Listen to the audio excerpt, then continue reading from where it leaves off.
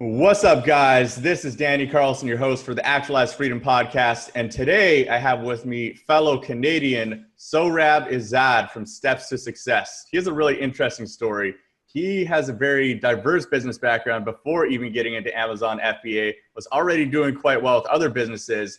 So I'm really excited to dive into this one here. He is a seven-figure profit Amazon seller, which is a very big distinction in this space, I think, because a lot of people out there, they're, seven-figure sellers, eight-figure sellers, but they're not actually releasing how much they're taking home, right? I personally know more than a few people who are making seven figures revenue and almost zero profit because they're dumping so much into ads. So maybe let's talk a little bit about that to start off here, Sohrab. Why do you think that it's important to go off of profit instead of revenue? And how are you making that revenue or that profit, sorry? Perfect. Thank you for the introduction, Danny. So guys, for some of you who don't know me, my name is Rob. I own a YouTube channel called Steps to Success. I've been selling products on Amazon just under 2 years now. And just like most of you, I started with, trying random products, seeing what worked. And, I fell in love right off the bat with the electronics category. A lot of people say that it's saturated. It's not a good category to go into. But honestly, if you source high quality products and if you go after creating a brand around those products, it's super easy to, make a ton of money off of the products. And electronic category, unlike most other categories, is very easy to find products that have 50, 60% profit margin. And this is after including all Amazon fees, all other related fees, including product cost, shipping, and so on and so forth. So just like most of you guys, I started with a small investment. Just because of my prior business experience, I did have a lot more financial support in the backing. So I knew that if this is going to work well, I have a lot more money to throw at it. And, I decided to go with my first product, which I actually did a video on about a year ago, which was a camera light bulb. And I was buying this product for about $20 and I was selling it for $60. The profit margins were ridiculous. And I took this product with barely few reviews to over $7,000 my first week selling on Amazon. And I actually shared my numbers, not only revenue, which again, as you mentioned, a lot of people like to mention how much revenue they make selling on Amazon, but I actually opened my Amazon seller account. I actually went in the campaign manager. I showed the ACoS for different keywords. I showed how much I'm spending for each keyword, how much sales it's getting me in return. So I think that's what's really important, that, a lot of other Amazon FBA, gurus or course people should actually be sharing. And that's what a lot of people aren't really doing. And I think that if you really want to give back to the people who are buying the course from you, or they just want to learn from you, that's one way that you can teach them, by showing a real live product of how you're scaling it from 0 to 10,000 a month to 20,000 a month. Because once you get someone to be able to follow you through that from A to Z, it's a lot easier for them to invest $1,000, invest $2,000 into a product and do the same thing for themselves, right? Because any business that you start, you have that tendency to not want to take action because you're always afraid of failing. But if you can make people feel comfortable taking that leap of faith, taking that risk, and showing them what's on the other side, they're a lot more likely to, jump into it. Yeah, and to be focusing on the actual profit. You heard it here, guys. That's a challenge from Rob to all the Amazon gurus out there not sharing their profit numbers, to actually share those profit numbers, because it doesn't matter if you're making $50,000 a month. If you're not making very much profit at all, then you're just a glorified paper shuffler. You're shuffling money around and you're working really hard to not make any money. And I think a lot of people get caught up in the comparison game. Oh, hey, my friend started at the same time as me and he's making $20,000 a month. But hey, did that friend tell you how much profit they're making? Maybe they're actually losing money because they're spending so much on ads. So don't get caught up on that, guys. Profit is obviously king. So Rob, one other thing really interesting about you is your background in real estate. So I'd like to hear a little bit about how this whole journey went. So you actually started at a 9-to-5 job and then went through a series of very good entrepreneurial moves before ever ending up at Amazon, one of those being real estate. Can you just give us a little bit of your background when it comes Yeah. to leaving that job? Exactly. So, when I was in university here in Canada, I went to a university called Western, which is about 2 hours drive from Toronto. It has one of the best business schools in all of Canada. And, when I was in summer school, one of the years, I used to do a lot of random jobs. I used to wash cars. I used to do detailing. And, the following year, I ended up working for a construction renovation company. So this company would sell construction building materials. We would actually install, some of the products that we sold. So windows, doors, drywall, insulation studs. And I learned a lot from that business, and it opened my eyes a lot. And, it kind of sparked that entrepreneurial passion in me. And, in my final year studying business, a lot of people, what they wanted to go into is two fields: consulting or investment banking. Now, I don't know how much people know about these two fields, but basically these are six-figure per year salaries that they offer to people right out of university. So, when you're 22, 23 and you just graduate, you're already making 130, 140,000 a year. So they're extremely competitive jobs, but you need to attend the business school to get there. And I actually did a few interviews and I got accepted a position to start at one of the big 5 banks. And I remember that when I was graduating, I asked my father, I said, Dad, I have this job offer that this is exactly what I wanted. This is what I wanted to go to business school. But on the other side, I really don't want to work 90 to 120 hours a week for someone else. And my dad asked me, he said, well, what do you want to do? I said, I really want to create a business. And, obviously I like making money, but I want to have something for myself. And my dad said, well, if that's the case, you should go and try, this business that you worked for when you were, in university. And I moved back to Toronto. And I remember I spent the first 6 to 8 months creating a business plan. I used to go straight to the library, work on my business plan. I had no money. My parents didn't give me anything. And I applied to a few different grants. And I remember there was this foundation. It was called CYBF, Canadian Youth Business Foundation, that actually lent me $40,000. So they work with BDC, which is Business Development Canada. And they gave me $40,000 at like a crazy interest rate. I remember it was like 8%. And yeah, we have Futurepreneur over in BC here, same Canadian corporation. For young entrepreneurs, look up Futurepreneur Canada, or what's the one you mentioned again? It's CYBF, Canadian Youth Business Foundation. So it's probably very similar to the Futurepreneur that you're mentioning. Totally. Yeah. Well, sorry for cutting off your story there, but you young entrepreneurs out there who are looking for some financing to start your business, two great resources for young Canadian entrepreneurs, because it's usually very, very difficult to get loans from a bank, or, otherwise you got to go to your family or something else. And maybe your family does not have the money. So super good resources. But anyways, you were talking about when you got that loan from the Canadian.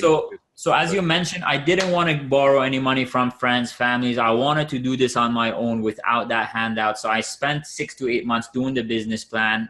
I applied to all these grants, and that's the one that I got accepted with. And they gave me this $40,000, and with it came a mentor, which was an amazing part. So it was this guy who was in his 60s, who had 20, 30 years of business experience. And, every weekend he would come by the shop, kind of give his advice. And I learned a lot from him. And, I started kind of replicating the same business model for the company that I worked with. But I, ran the company a lot more, with hands-on. So I made sure the finances were in place. I made sure the cash flow is always there. And it took a few months, and I paid back the entire $40,000 loan that I borrowed in full. And I remember every month after that, I kept getting mail from BDC and CYBF. They say, hey, if you ever want more money, reach out to us. But I'm like, I got the business going. I had the cash flow coming in. And, it took I made a lot of mistakes. And I want to mention to a lot of people think that, when you're an entrepreneur or when you're starting a company right off the bat, you're going to become successful, but that's not the case. You're going to make so many mistakes. You're going to lose out so much money. I've had people not pay me, you know, contractors, builders, developers. It's part of the business, right?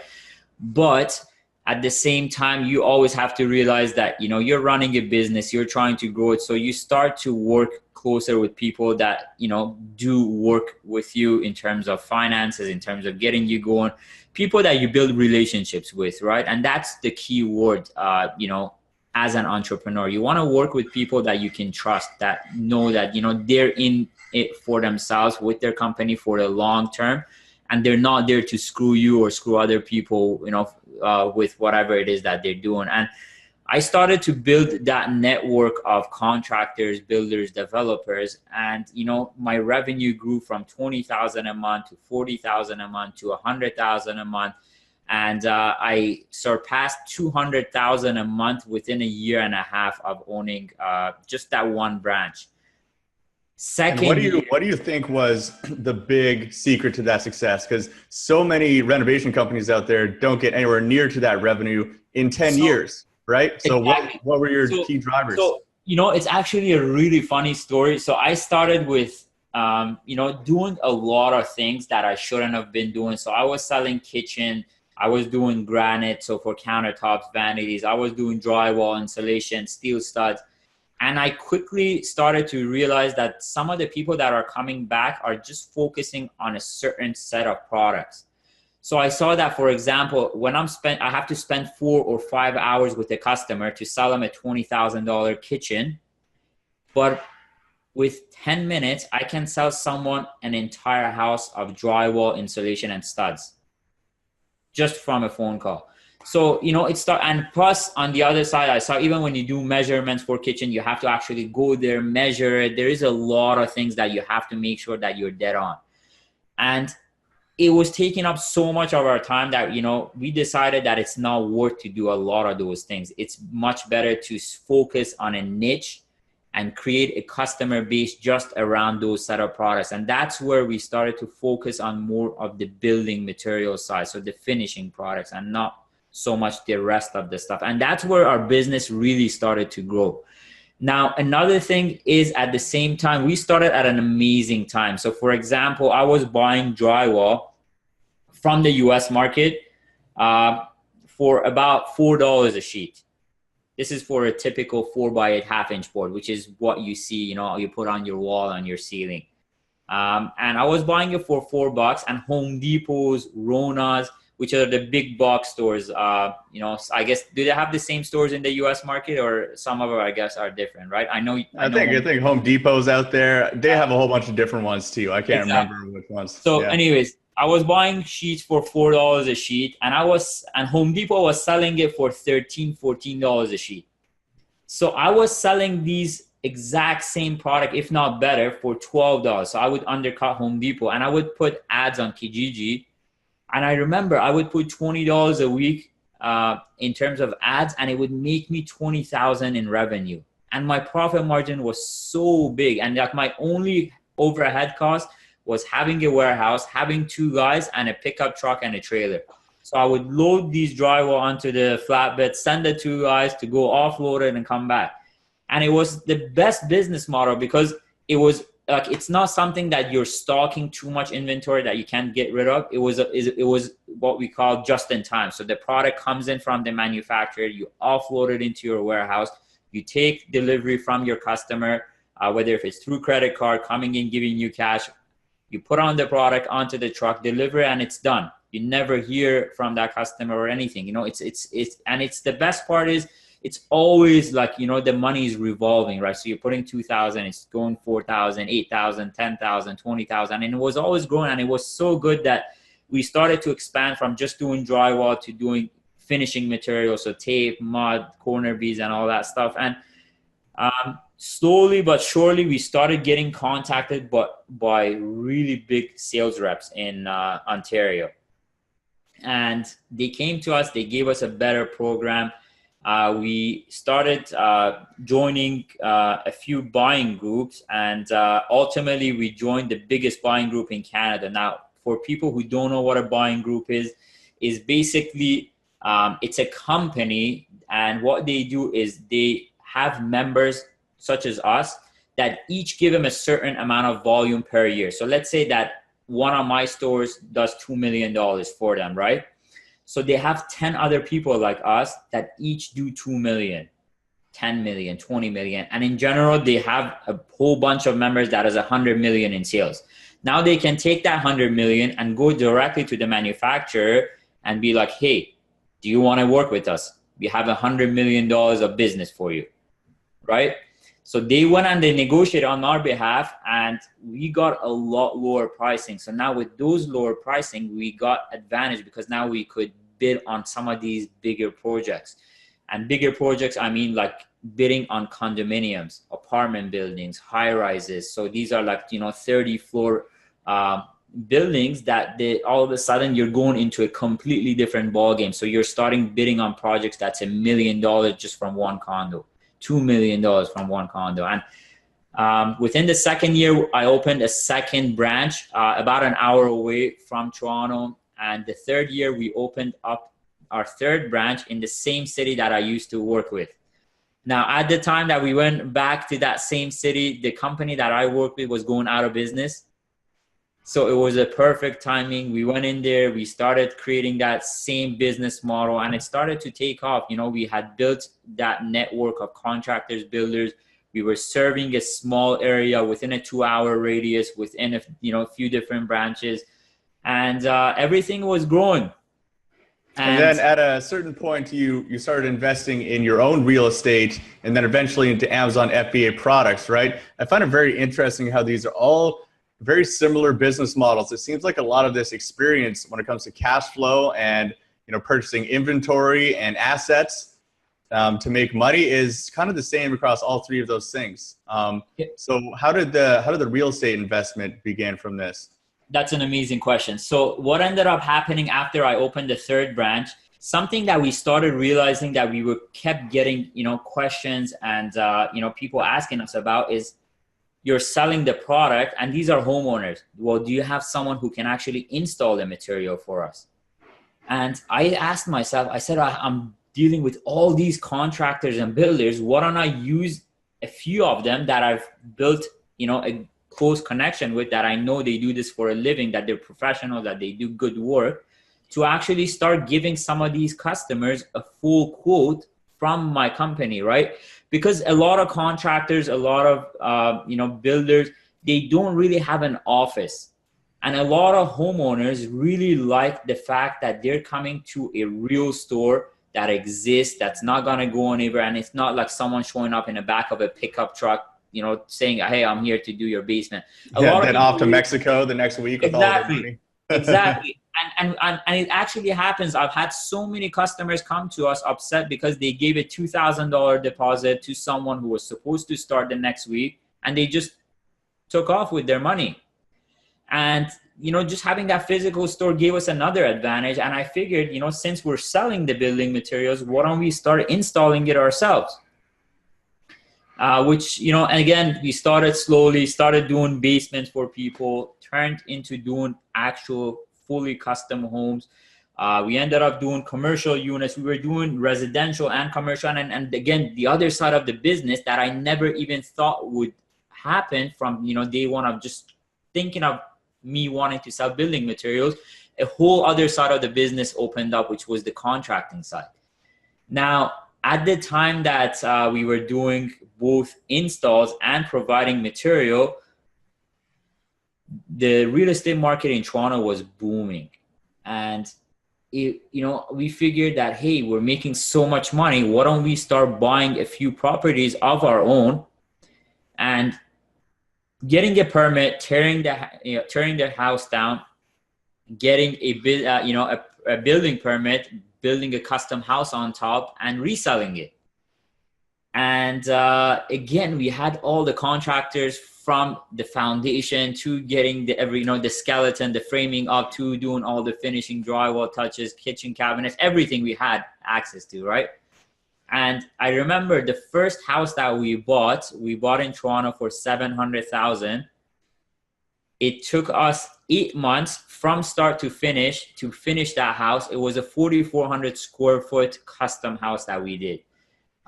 We spent $1 million finishing that house on top of the $700,000 that we paid originally. So our finished cost was 1.7, and we sold that house for 2.3 million, 8 months in. $600,000 in 8 months is what you're saying. 600,000 in 8 months. But you know what really bugged me? We put the house on market and I had to pay 5% commission fee to these real estate agents, which gets, again, 50-50. So 2.5 between the listing and the cooperating brokerage. Again, 5% of 2.3 million. It's not a small chunk of money, right? It's about $120,000, $150,000. And that's the part that really bugged me, because I told myself, I said, hey, I started with supplying all the building materials to my own house. I used all my own crews to do all the work. And now these people just came in, listed, put a sign out in front of the house and made 150 grand. And that's what kept me going. I said, since I've gone this far, why don't I actually go take these few courses and get my own real estate, do the real estate course and become a real estate agent myself as well. And that's what I did. Took me 6 months, took 3 courses, got my real estate license, and started trading since.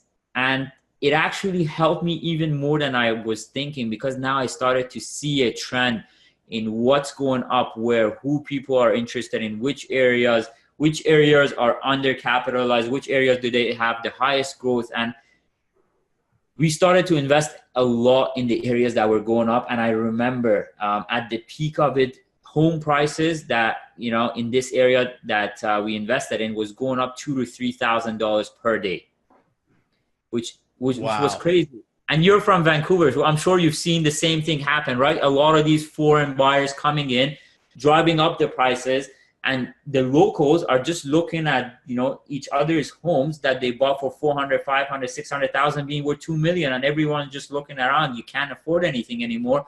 Even if you come to sell your property, what are you going to go buy, right? Because everything has gone up in that area, right? So I was involved in some of the best years in Toronto, in Canada, and we made a lot of money in a very short period of time. And I guess some part of it was due to luck, but again, they say that the harder you work, the luckier you get. It's true, because if I hadn't started doing, selling building material, if I hadn't started installing those building materials, if I hadn't got involved in getting my real estate license, I would have never been able to get to where I am today, right? And that's the thing with for being an entrepreneur, for being open to trying new things, whether you fail or whether you learn, at the end of the day, you always become better, right? A lot of people don't see it that way, but that's the way that you should see it anytime you're trying something new. Well, one thing that's obvious to me, Rob, is you're very good at identifying opportunities and which ones are the best opportunities you should be going for. Like, it sounds to me you were going after kind of one new opportunity at a time, just whichever was the best one that was presenting itself to you. Like getting your real estate license became much more valuable after a certain point where you've built this business and you have all those assets already lined up. It's way more valuable to you now than it was if you were just fresh out of university and then you got your real estate license. The upside potential was a lot worse, which it brings me to my next question here is getting into Amazon FBA. This is, I mentioned it is similar when it comes to cash flow and a lot of other things, but this is kind of out of left field. This is an online business where you're selling, physical products instead of entire homes and everything like that. So how did you get yourself into the Amazon FBA space? That's an amazing question. Before I go into that, I just want to mention one more thing. So, when I started creating the construction company, anytime, a lot of people like to go after too many things at once. And that's one of the biggest reasons that they fail.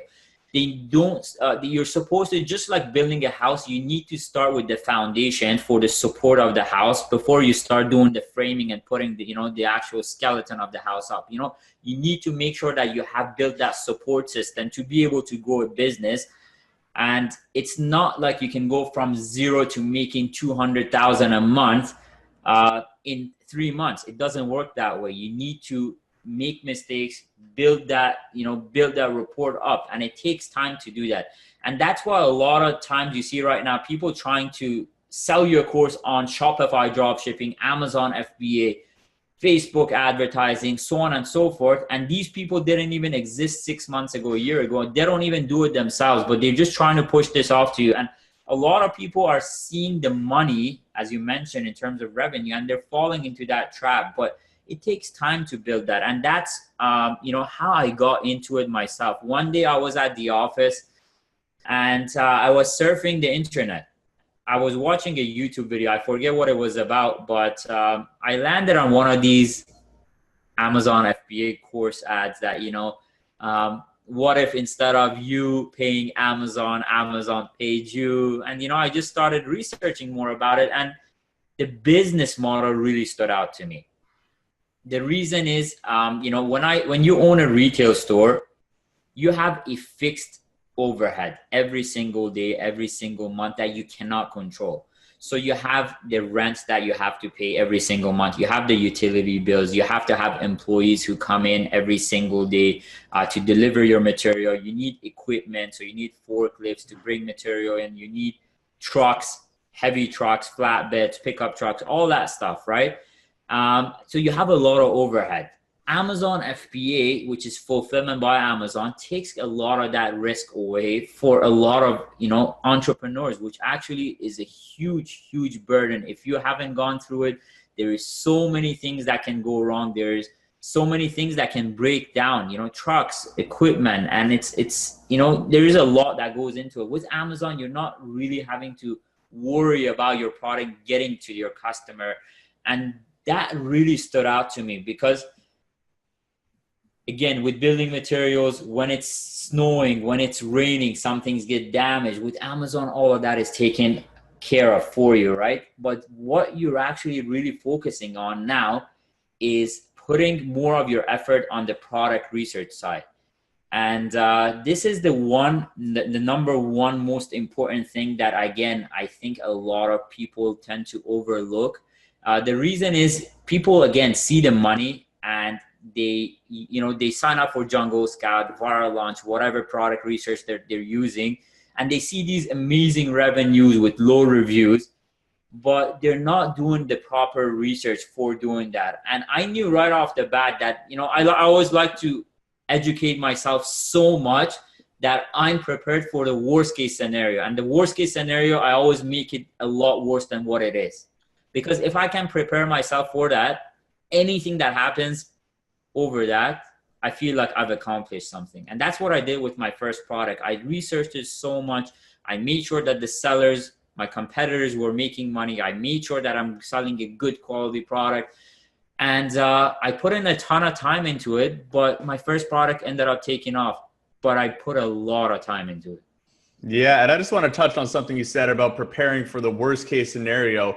I think that's so important that a lot of people really fail to do that, because I meet a lot of people who their first product or the second product does not go well and they just freak out and they start making decisions that are actually going to hurt them even more because they just weren't mentally prepared for that worst case scenario. And a lot of the time, this is not like worst case scenario. This is just like a bad scenario, but their reaction to it makes things even worse. So I think if you are prepared mentally for the worst thing that could happen when things go wrong, then you are going to be a lot more cool-headed when things do go wrong. You're going to be able to make decisions that are going to be able to fix it.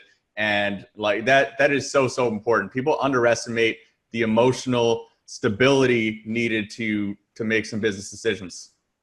Exactly. And the other thing is as well, a lot of people that are starting on Amazon FBA, a lot of them, some of them have a lot of money. And when I say a lot of money, I mean like $5,000, $10,000 to invest into it. Some people don't have that much. So they have $1,000, $2,000. And what ends up happening is when they do product research, they just want to get started and they don't do a lot of the work that's required into tracking other competitors, making sure the profit margins are healthy, that you have enough budget to spend on PPC, maybe do a little bit of giveaways, get your product ranked on first page for a few keywords so you can start getting those organic sales. But what they do instead is they look at the revenue, they see the reviews, they say this is an amazing product, and they jump into it. Little do they know there is 100 other people who are looking at the exact same product. The product gets to Amazon's warehouse and now they're lost. They can't get reviews, they can't get sales, and they think that Amazon FBA is not a good business model, that, you know, it's too competitive, and they give up after the first product. And it's unfortunate, but one of the reasons is because there's so much misconception. There's so many fake videos on YouTube, online, and people think that 20,000 a month, this guy is making 20,000 a month and he's taking home 20,000 a month. Nobody realizes that a lot of these people that are showing these numbers, they're actually not making anything at the end of the month, you know? Oh, that's such an important point. Another thing you mentioned, one of the biggest mistakes that you end up seeing people make is really underestimating how much time has to go into building the business, right? Because I think a lot of the maybe bad acting gurus that we're talking about before, they make it seem like it's too easy, right? Like you just put stuff up on the internet and it's passive income. And so many of the people that I talk to that are asking me questions, they have no idea what Amazon is. That's the first thing they say. Just like I explained what Amazon FBA is, and they're like, oh, it's just like you put it up there and it's passive income and you just set it and forget it, right? What is your opinion on that? It's true. Honestly, I feel sad that this is the way that a lot of people make money off the courses, but it's 100% true. I know people who've sold over 2,000 courses. I know a guy who sold over 4,000 courses, and they've made over $1 million in profit by teaching people how to sell on Amazon FBA without them ever even selling a single product on Amazon. And it's so sad because other people that watch these people, they think that that's how it works. So they go and they put their life investment or whatever money they have left in their bank account thinking that this is going to change their life. Now, not only did they spend $500, $1,000, $2,000 on a course, but they're also out another $1,000, $2,000 on the product, and they're lost. You know, they thought that, you know, they could put their trust into these people, and now they're figuring out that it's not as easy as they made it sound to be, right? Yeah, it's really unfortunate, especially with the people. It's like they're only $1,000 in the bank account or something like that, and they have one shot, and then they go waste that one shot on something that's not actually going to work. But you also work with students when it comes to Amazon FBA as well, right? Maybe you could just give a little bit about how you like to work with students, because I think that the way that you do it is better than a lot of other people. So what I actually do, instead of, again, putting the course out there, the content out there, and I want to be very straightforward and to the point here. I don't like to BS or make the fluff. Every single course that's out there, whether if I don't want to name any names, but I'll just put it out there. Any course that's, you know, costing $4,000, $1,000, $500, they all have the exact same content inside. There is nothing different about any of them. The templates are the same. The videos are the same. The only thing, if you want to sell a course, and this is, again, this is my point of view. Some people might agree, some people might disagree. The one thing that I believe in is if you want to sell a course, you want to help other people become successful. Now, if you're in it for yourself to just make that quick buck off your course sale, which a lot of people are, they just want to sell the course. If you ask them, do you offer mentoring? Would you be able to look over my product? Would you be able to give some insight? They'll be like, sure, I can do it, but I'm going to charge you $1,000 an hour for consultation fee, or I'm going to charge you $200 an hour, or no, I'm sorry, I don't do that. And 85–90% of people out there are in that category. What I like to do different is go through the videos. It takes 5 hours, 6 hours, 8 hours of content. Once you're done, let's start doing product research together. Let's analyze products together so I can show you what you're doing right and what you're doing wrong. People need to realize as new sellers that Jungle Scout is overestimated, that the estimated daily sales that it shows can be way, way off, that they need to track it using I-999, that they need to contact suppliers, get that DDP code to see what is their final product cost, what is the actual profit margin after Amazon takes their portion. How much are they left with? Are they left with anything to spend money on doing PPC, to doing those amount of giveaways? What's their actual profit gonna look like end of the month, and how much inventory should they order within their first batch of products? I like to tell my students, let's spend between $1,000 to $2,000 within your first product. Even if you make a couple $100 in profit on your 1,000, it's a lot better than putting 5,000 and being nervous and stressed about it. Because if I can make them feel comfortable within $1,000 to $2,000, making even a little bit of money back, they're a lot more likely to invest more money into it. And for a second time, because they've gone through it, with their first product, they're a lot more likely to move quicker, to start paying attention to the little details that they didn't get a chance to on their first product, right? And that's where the focus comes with, which is the coaching and the one-on-one mentoring. Because if I can help someone make $10,000 a month, they're gonna have a lot fewer questions when they reach $15,000 a month, $20,000 a month. At some point, they won't even ask me questions anymore because they're on their way. They understand how everything works. There is little I can offer them. Once you get past a certain point, it's just creating a brand, going after that long-term growth, managing your cash flow. Again, this is a big one. I've had people who started making money. They decided to go on vacations every month, to start spending that money. And Amazon is not paying you every single day, right? You need to request the money to be transferred. You need to manage your finances. It's a business. So again, that's something that I like to offer the students, that join the course, which is, again, so important, because if you learn how to manage it on a small scale, it's a lot easier to grow it versus jumping into it, just watching a bunch of videos that thousands of other people are watching and not really having anyone out there. And one thing that a lot of people do is they start going to these Facebook groups and copy pasting the exact same question to 5 different groups, and 10 Joe Schmoes start replying answers to their questions. And now they ask the question, they have 3 different answers to the question, and they have no idea who to go with, right? Oh, and the problem is those Joe Schmoes, a lot of them haven't even launched their first Amazon product. There's a lot of keyboard jockeys in these Facebook groups that maybe they've listened to 100 YouTube videos and they know all this information, but none of it is real world experience. So got to be really careful who you're taking advice from in these Facebook groups. And it can be so dangerous. It's not just Amazon FBA. It's even in real estate. In the province that I'm from, Ontario, in Toronto, we have over 40,000 real estate agents, which is crazy. It's a lot of real estate agents.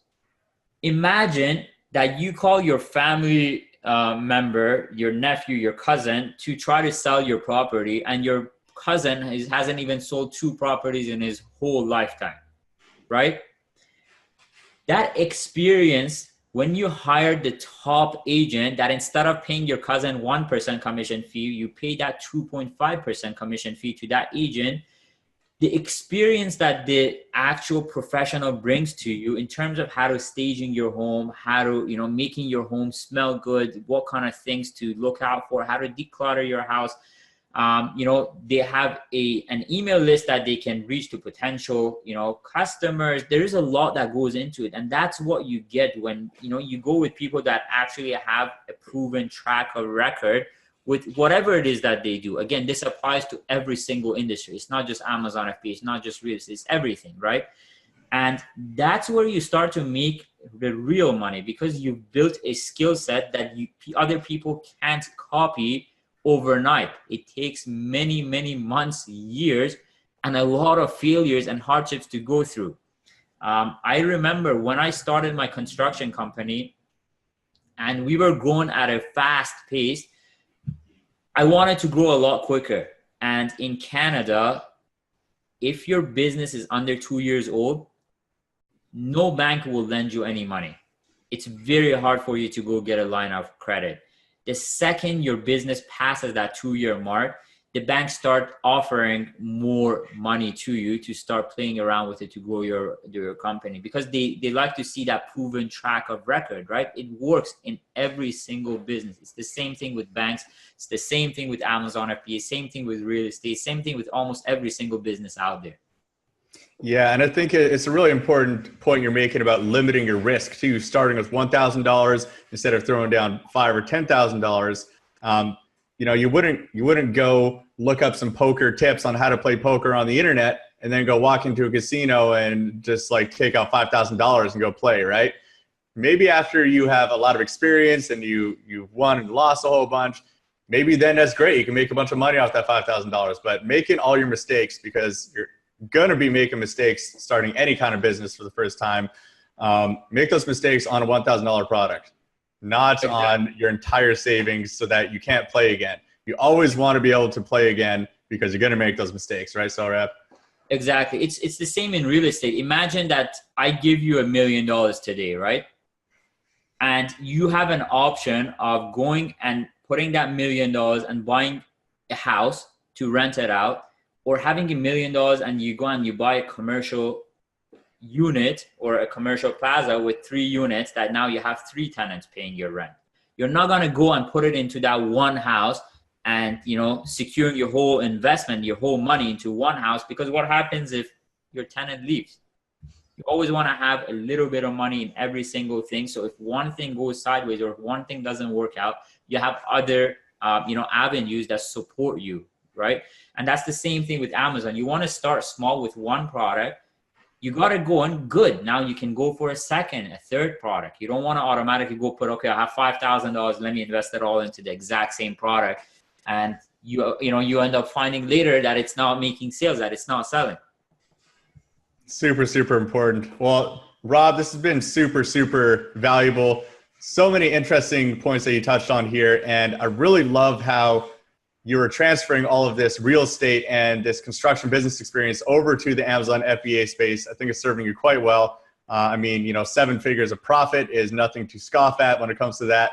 And I'm sure you're going to start many more profitable businesses in the future. So if people want to follow you online, where is the best place to do that?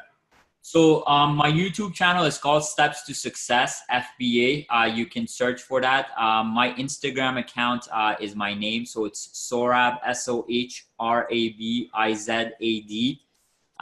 Those are the 2 platforms. Again, I have a Facebook group I'm extremely active on. So that's where I mentor all the students. So if you have any questions, you want to reach out, feel free to join our group, Steps to Success FBA, and send me a DM. And, if you have any questions, I'll be more than happy to help.